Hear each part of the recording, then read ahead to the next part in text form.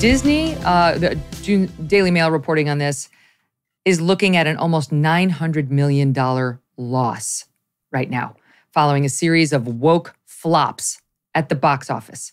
Apparently, there's an analysis out there showing that films like Lightyear, in which they decided to make Buzz Lightyear gay, The Little Mermaid, which is now woke.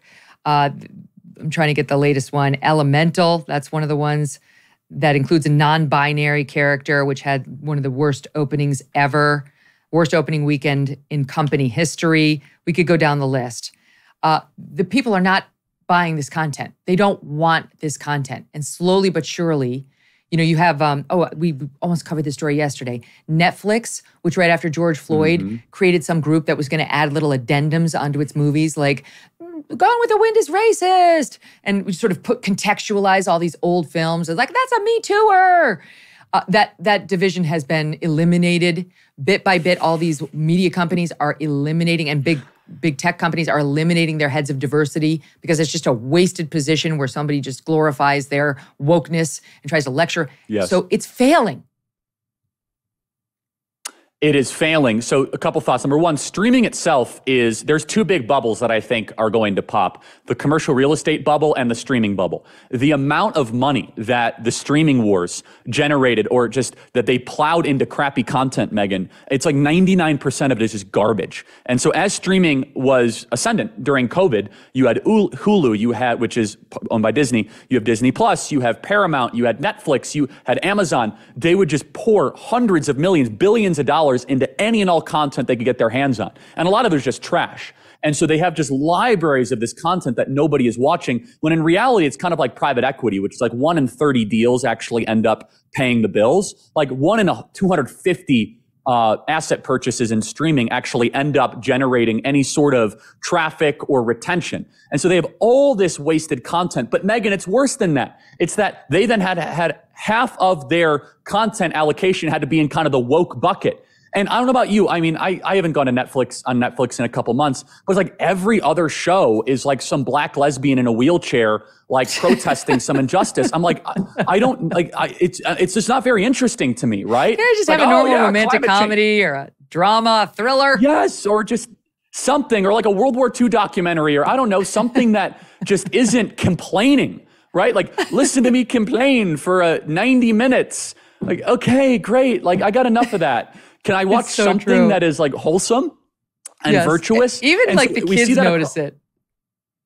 Oh, yes. And by the way, it doesn't elevate you, right? And that kind of goes back to a theme we're talking about. Do we have things that lift us up where it tries to make us become better humans and, talk about what is good and virtuous and beautiful and what is heroic and courageous? And that really is what art at its best should be. And so you look at the box office this week with almost no promotion, total word of mouth. The #1 movie in America right now is Sound of Freedom, which is an amazing story about anti-child sex trafficking, beat Indiana Jones, beat all of this. And so Disney's $900 million bloodbath, I think, is only beginning. And Bob Iger, who now has reassumed the role of CEO of Disney, has a really tough kind of situation in front of him because he has so many radical employees that he relies upon for graphic design, for screenwriting, that are so all in on the LGBTQ agenda. He has to continue to push content at least out to satisfy their demand. And so he has this anchor that he has to just, okay, guys,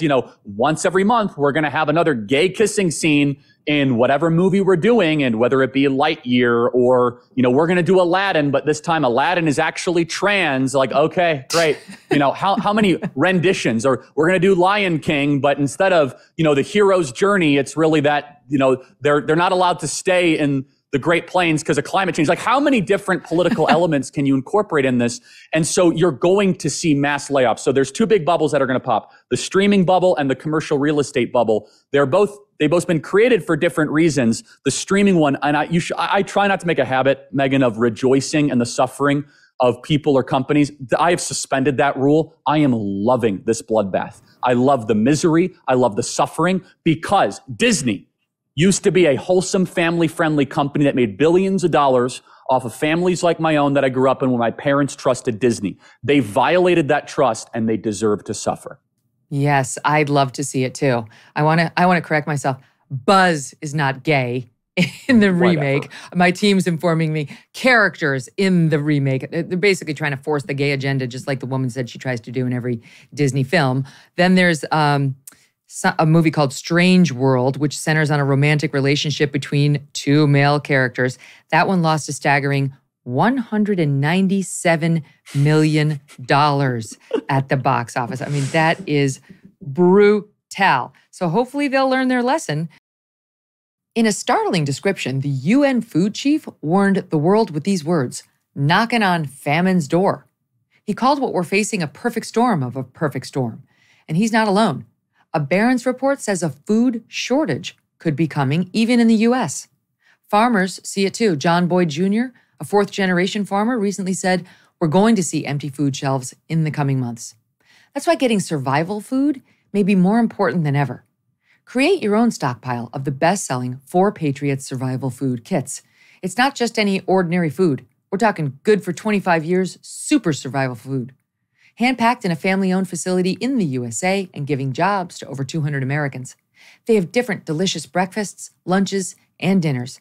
You can make these meals in less than 20 minutes. Add a little boiling water, simmer, serve. And right now, for the next few days, viewers are going to get 10% off their first order at 4patriots.com. That's the numeral 4, patriots.com, just by using the code MK. Go to 4patriots.com, use the code MK to start your stockpile today. Hey, thanks so much for watching. If you like what you just saw, hit the subscribe button for more clips and full episodes.